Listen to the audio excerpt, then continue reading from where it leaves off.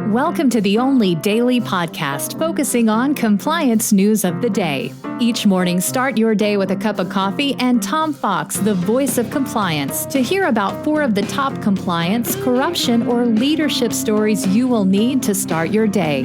The Daily Compliance News is a production of the Compliance Podcast Network.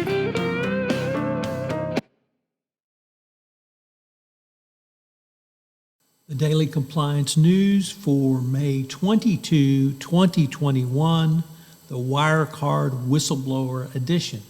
And we begin with that lead story from the Financial Times, who has a lengthy interview with Pav Gill, who was the original whistleblower in the Wirecard saga, bringing purloined documents to the FT, which exposed the fraud that was Wirecard. It's a very interesting interview. He tells about how Wirecard literally tried to destroy his life and the personal cost he had when he engaged in this incredibly courageous act. It is a fascinating story of an insider story about Wirecard, how the fraud was clearly evident to all of the employees.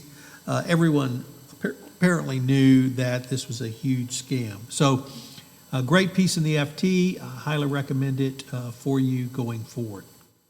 Next up, also from the FT, the German Chancellor Sebastian Kurz is now in a legal crisis which has engulfed his government. He risks, if not his job, at least the narrative, as he is expected to be charged by prosecutors for misleading a special parliamentary committee investigating high-level corruption.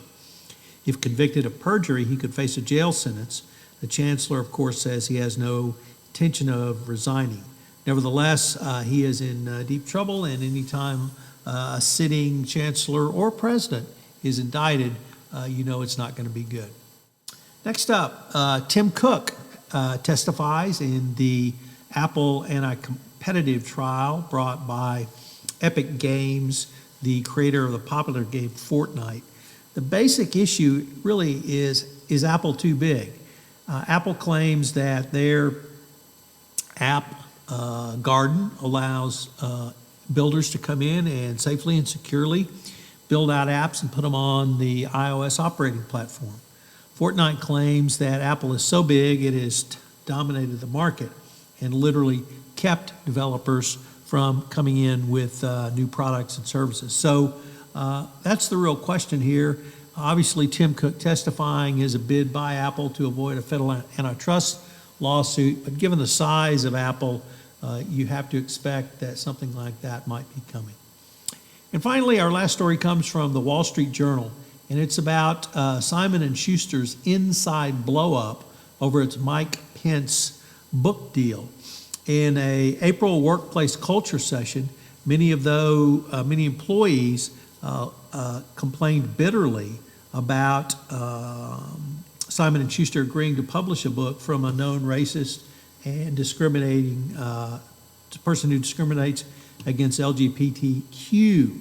And they feel that this is directly antithetical to the values of the company. And it raises a really interesting question. If your business is to publish books, you obviously make money publishing books. And the right-wing nutbags out there and magma hat wearers will no doubt buy this book even if they can't read.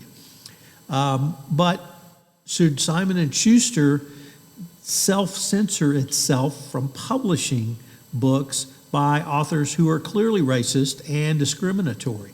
It's a very interesting question, and I don't think one that's been fully really debated and thought out. So interesting question. My guess is Simon & Schuster will always go for the money and publish the book. Employees be damned. The Daily Compliance News is a production of the Compliance Podcast Network and a proud member of C-Suite Radio.